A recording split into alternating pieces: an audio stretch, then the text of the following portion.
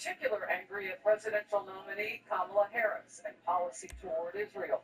They chanted, "Killer Kamala is her name, killing children is her game," and other taglines. Talking with voters on the streets of Chicago, my Faulkner Focus team and I witnessed the businesses closing up early yesterday on day one of the convention and putting up messages to customers, hanging it in their windows, letting them know due to planned protests in the city also will be closing at 5 p.m. So we caught them as that was happening yesterday. The city gave those demonstrators an area to air out their grievances, but they still turned into breaking those barriers down. Several protesters were arrested. Some of the crowd of Jewish-hating anti-Israel protesters were waving flags of Hamas terrorists.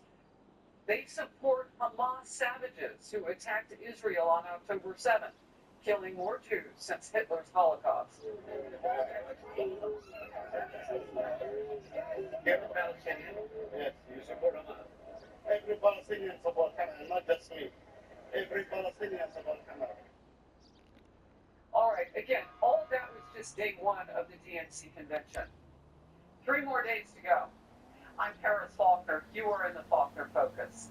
Headlines weighing in on all of the madness that we're seeing. The DNC just began, and it's already insane. Pro-Hamas protesters are heirs to decades worth of anti-West propaganda. Abandoned Biden rebrands into abandoned Harris during DNC, reminiscent of 1968. Fox News senior correspondent Steve Harrigan. Steve. Harris, despite a year of preparation here in Chicago for these protesters, the outer security perimeter of the DNC was breached briefly yesterday afternoon for about a half an hour. Several dozen demonstrators moved away from the prescribed route, about a 1 mile loop, about 3 blocks from the convention center, and they used sledgehammers that were carried in their backpacks as well as chains to break down part of that supposedly unscalable fence and enter an area between 2 fences. They did not penetrate through the second barrier. Police showed tremendous patience initially. They were being pelted with signs, with bottles, with cans, and then some more riot police came on the run for assistance. They were in helmets as well as batons across their chests, and you can see them really patiently and methodically, despite being pelted and sworn at, really just pan up those protesters and begin to arrest some of the ringleaders who are on the outer edges, many of those ringleaders wearing masks. Police here, law enforcement officials, have been steadfast since this began, saying they would not allow the destruction of property in Chicago. There were peaceful people in the crowd that people just wanted to have the voices heard. But again, when you have people who infiltrate the crowd and they want to commit acts of violence, vandalism, we're going to stop them. Since the start of the convention, 14 protesters have been arrested. We expect more marches tonight. Harris, back to you. Steve Harrigan, great reporting as always. During his speech last night, President Biden weighed in on the protesting going on outside the DNC. He seems to have handed some credibility to those spewing the anti-Israel hate, though. Watch this. Those protests about the streets, they have a point. A lot of innocent people are being killed. Both sides. Both sides. Boy, that's cool. So Biden has said that over and over again. Fox News host Trey Gowdy says that the left's pandering to protesters is a gift to Republicans. These protests may be the best thing Republicans have going for them. The more imagery you could show of people, so we go back to October the 7th, killing women and butchering children, and you want to protest and reward that with a state? Good luck selling that to people in some states. In focus has Mike Huckabee, former Republican and governor of Arkansas, and he has run for president. It is great to see you today, Governor. Let's start with the hate on full display and the anger toward Democrats, especially Kamala Harris over Israel. It's really hard to get your arms around the fact that Kamala Harris and Joe Biden have done more to try to maybe dismantle this issue. And they even said as Joe Biden last night, all these protesters have a point. What is the point? The point is that Hamas came across the Israeli border and they slaughtered viciously little babies, lying in front of their families, and slaughtered over 1,200 people that were innocent civilians. What is the point? And the fact that a lot of people in Gaza have died is largely because Hamas hides all of their own weaponry among their innocent civilians. So this is something that could have been over from the beginning if Hamas had surrendered. It could be over today if Hamas would surrender, but they don't. And Joe Biden's ridiculous statement that they have a point. Obviously, Joe didn't have a point there. Well, it seems like they don't really know what to do with the people outside. And there's some collision of ideas on how much they politically. Jeff Schoen, who you know was part of the Clinton administration, not administration, but advisory, inside the White House, was on with me yesterday and said they don't need that number of voters who are outside protesting. They can win without them. That's what he says about Democrats. So they're doing some calculus to kind of deal with them. Meanwhile, they have signs that say to kill their own candidate. You think that they could speak up against that, but they don't. All right, let's get to this. President Biden took off very fast last night after the vote. Just 12 hours ago, he hadn't even started yet. He was about to speak 12 hours ago at the DNC. And now he's 2 time zones away. And when he was in Chicago, Biden told reporters over and over, there's no bad blood over the first party to drop out of the race for re-election. Trump claims that you were pushed down up to the top of the ticket and this was happening still for your party. What do you make of those claims?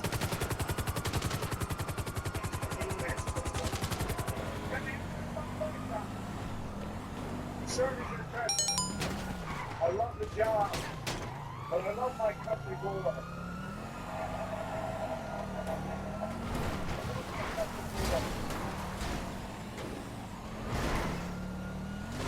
Paul was talking about all the people said I should step down. That's not true. Well, this is true. They delayed him over and over last time. Yep. They changed the schedule and speakers at the DNC. I finally took the stage editorial columnist to write this. While everybody was asleep. And a phased final disgrace. Political playbook called it the Late Show. Yep. First fight as the Midnight Cowboy. The New York Post cover was in that time. Biden appeared emotional at times. He stood in front of the Democratic Party, basically cheering for the end of his political career. Decades as a congressman, senator, vice president, president. And war headlines said, who wants to Joe Biden? Biden backs and the applause of Democrats were okay. Well, then there's Jerry Lyons, former Speaker Nancy Pelosi. Remember, she reportedly was instrumental in getting President Biden with the ticket. And she didn't exactly die from rubbing salt with her.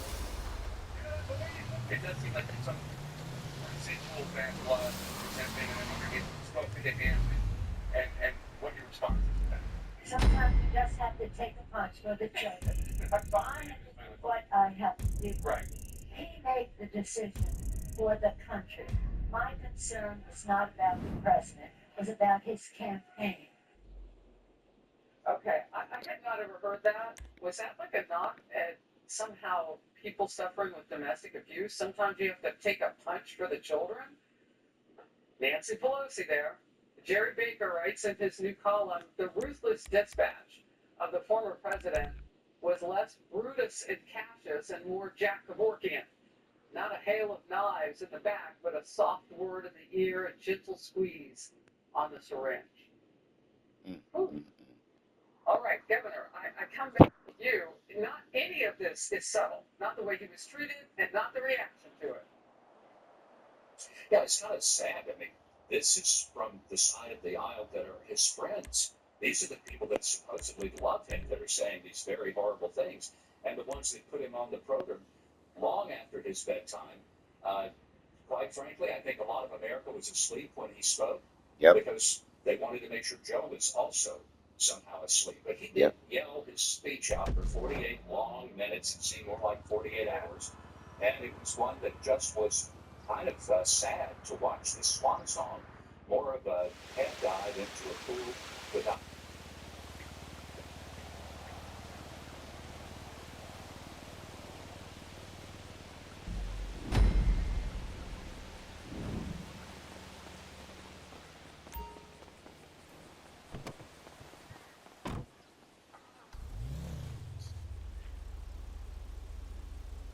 me of something that the Democrats told me on the set yesterday. Brad Howard, who's one of the therapists in this campaign.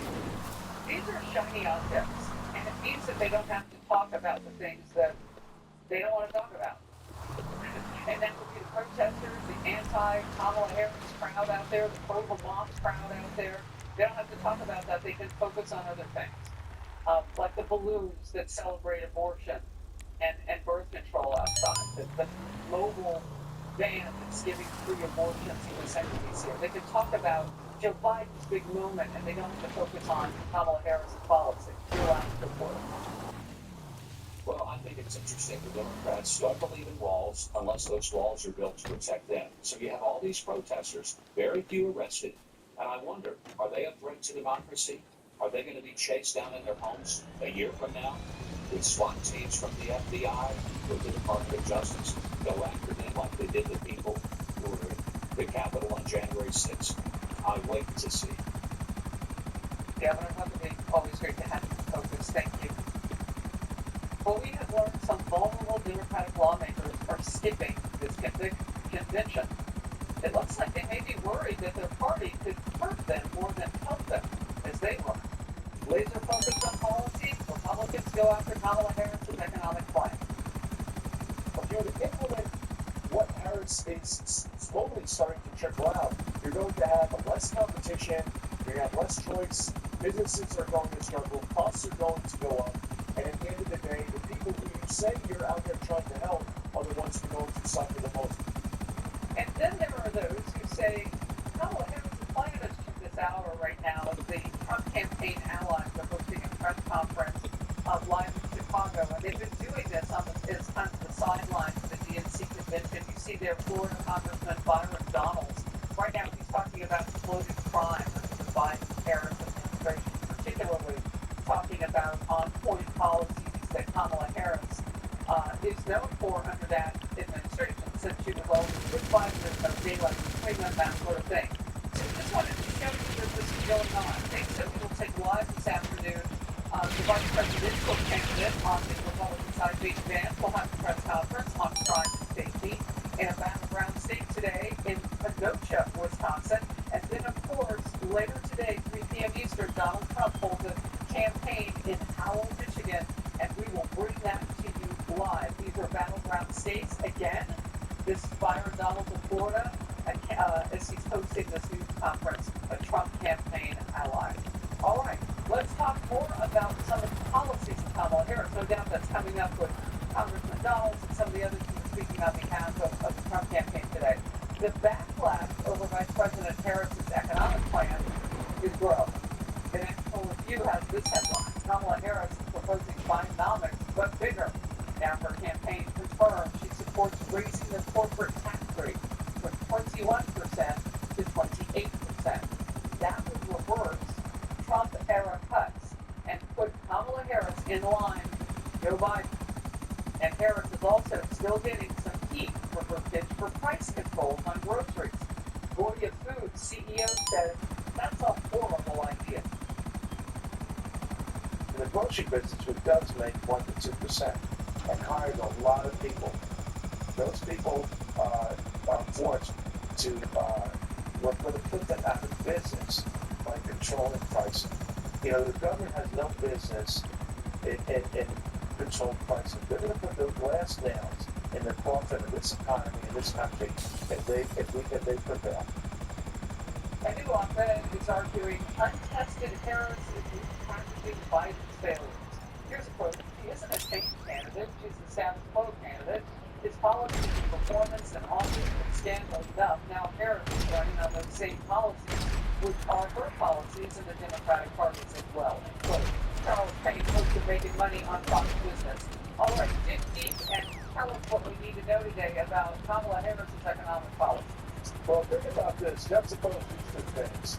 A woman in a supermarket making 2% on profits is greedy, but the federal government hiking business taxes from 21 to 28% is needy. So think about this for a moment. Let's put this all in perspective. You're right. I mean, this is, if we're looking, I think Kamala Harris's policies are the ones that she actually will propose may go further than this, because I know she's on record for wanting our corporate tax to be well into the 30s. The problem, though, is that the rest of the organized world, the rest of the developed world, over the last decade or so, they've all come down to be competitive on the global scale. This is something that hurts us, it hurts our businesses, and it hurts our workers, right? And I think you have to understand that they're joined at the hip.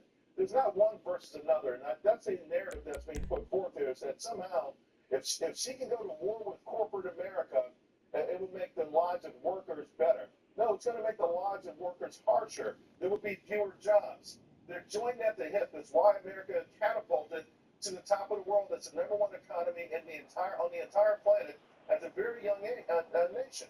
And we would like to stay there. But here's the real deal. All of this stuff is not steeped in economics, but steeped in the notion of yesteryear, righting the wrongs of yesteryear, and that kind of thing. So it has nothing to do with politics and everything to do with big government going out there fixing all the injustices that have ever occurred in the United States. Well, so past grievances of people who change jobs. I mean, and some of them aren't even elected. Why should the American people put up with that? You know, right now, people are getting hammered bad. I mean, this is a really ugly time. The economic data is not even reflecting just most of it. And certainly economists aren't being honest about what's going on. And they're grappling. They're grappling with who to blame and who has the answers. What Harris has done, and to a degree of success so far, is separate herself from her own policies, right? The repackaging. But the more she speaks and the more she puts things out there, the more we can see that she hasn't changed. And I think people are going to know, who's the author of my pain? Who put me in this position, and do I want to give them more power? Speaking of her speaking, Donald Trump is speaking to, during a campaign stop in Pennsylvania yesterday, former President Trump recently criticized Vice President Kamala Harris on her 2024 energy policies in particular. Why?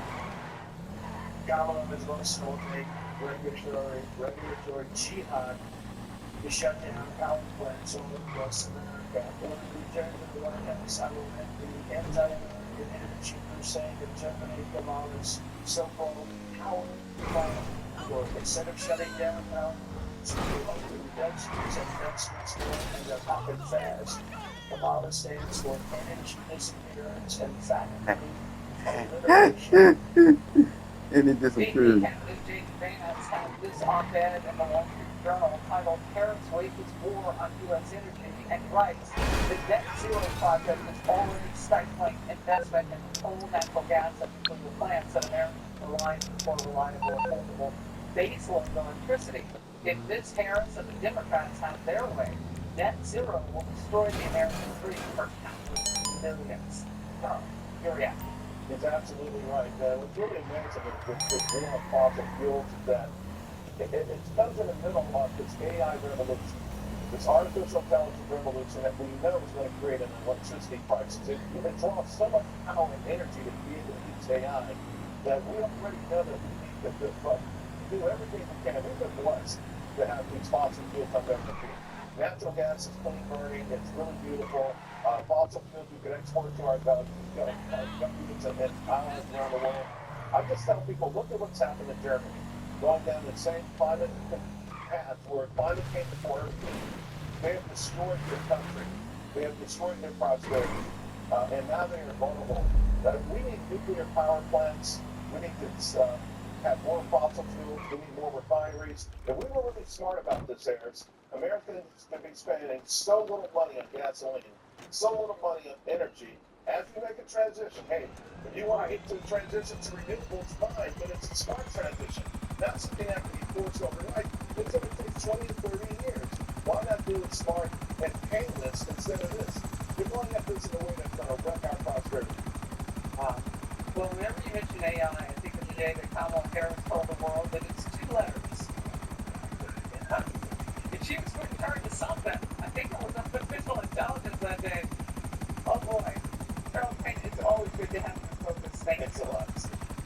Well, we've been reporting on the mobile clinic right near the convention site. It is offering free abortions and free vasectomies.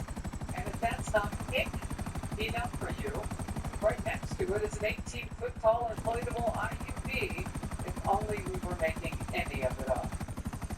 Well, too many reasons to be sad about the state of things here in Chicago. 21% of the students in Chicago can read at a 8th grade proficiency level, do math at that level. This is the plan. This is how it works. This is what happens in J.B. Pritzker's Progressive Illinois. New data revealing just how badly Democratic policies are failing children in the city's schools. My name is Ted Rover, I'm a performance coach and a motivating speaker for high-performing individuals. I was like everyone else. I always worked back and stuff. I love the time and fun. I spent a lot of time taking care of myself. And I want a role that fit well, that's comfortable, and I have so many individuals that come to me and say, man, let's get that good. Let's get made. Let's get the hand. I always tell them, I just stop it. Crime and education pain here in Chicago, and this is where the DNC convention is being held.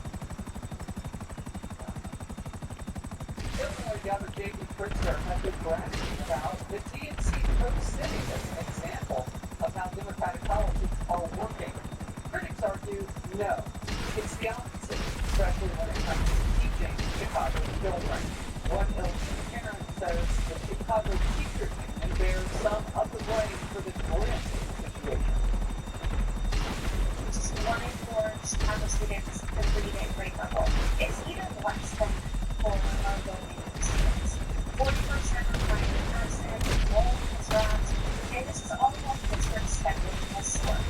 And now CTU controls City Hall as well in the form of the majority. It's a warning of what has become in other large city districts let a radical teachers union control the reign. Let's learn more. Garrett Teddy is on the story here in Chicago. Garrett.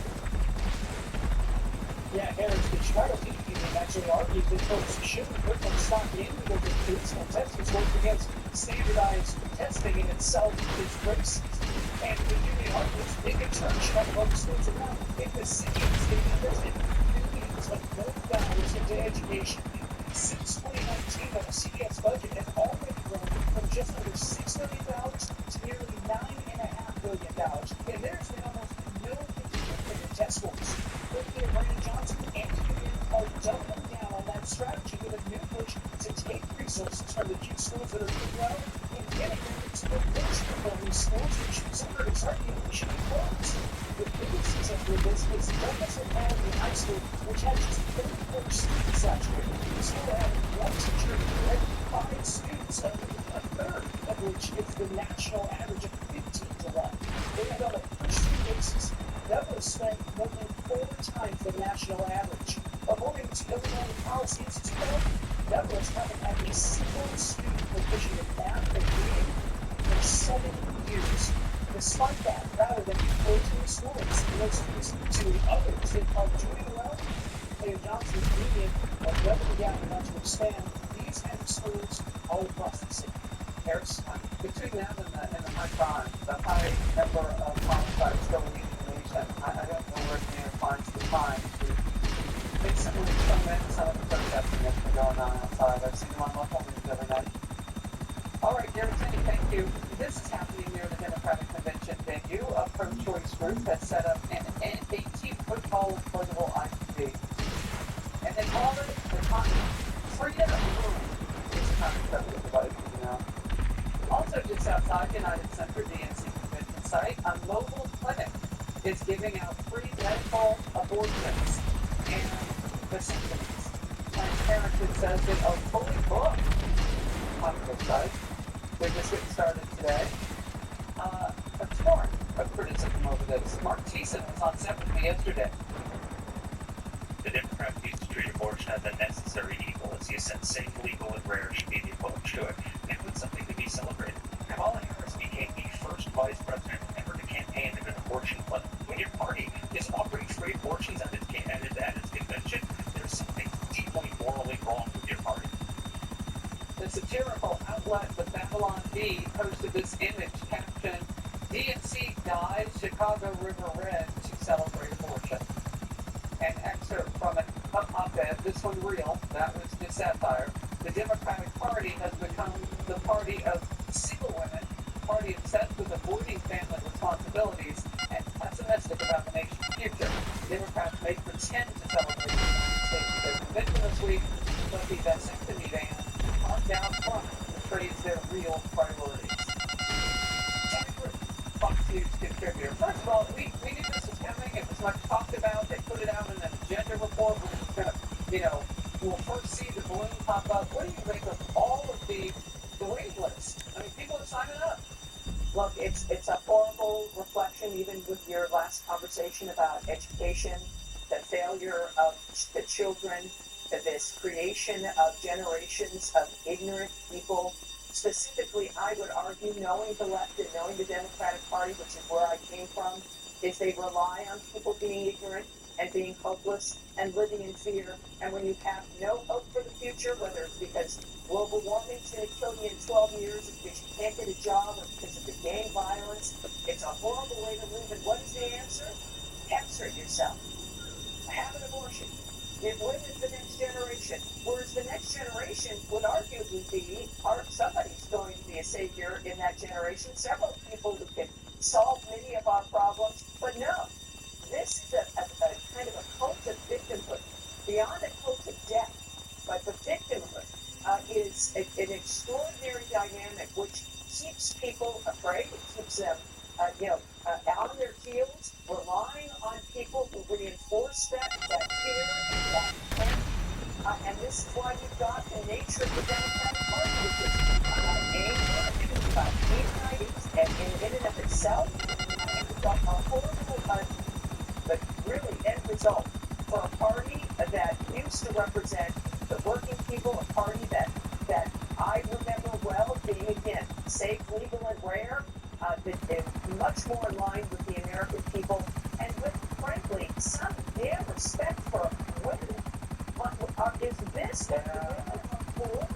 As opposed to a better economy? 70% of abortions occur because women can't do it economically. In my opinion, that's enforced abortion by the government. When it creates an economy that doesn't give you a choice. Yep. If you had a But that's the problem right there. You got a choice. You got a choice. You got a choice. It's just that you fucking out of control. That's your choice, but that's your leg choice. You keep that baby. This is part of what the argument is, and it's a horrible thing to watch in this country, but we can turn it around, and I know Democrats don't like it either. Yeah, I mean, look, we'll get into this a little bit later this hour, but there are a number of Democratic lawmakers who aren't even coming to the convention because they've got to run and they don't want to be part of, the estimate of what they think, what they see would have on their own careers.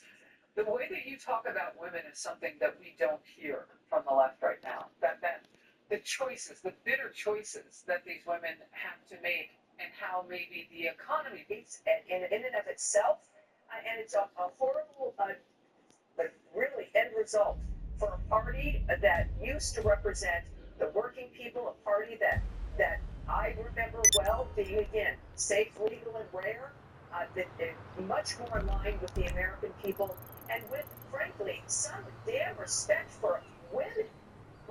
Is this what the women are for? As opposed to a better economy? 70% of abortions occur because women can't do it economically. In my opinion, that's enforced abortion by the government. When it creates an economy that doesn't give you a choice. If you had a choice and you had money and a decent job, you keep that baby. This is part of what I'm here for you. And it's a horrible thing to watch in this country. But Your helicopter will be with you directly. And the Democrats don't like it either. Yeah, I mean, look, we'll get into this a little bit later this hour, but there are a number of Democratic lawmakers who aren't even coming to the convention because they've got to run and they don't want to be part of, the estimate of what they think, what they see would have on their own careers. The way that you talk about women is something that we don't hear from the left right now. That the choices, the bitter choices that these women have to make and how maybe the economy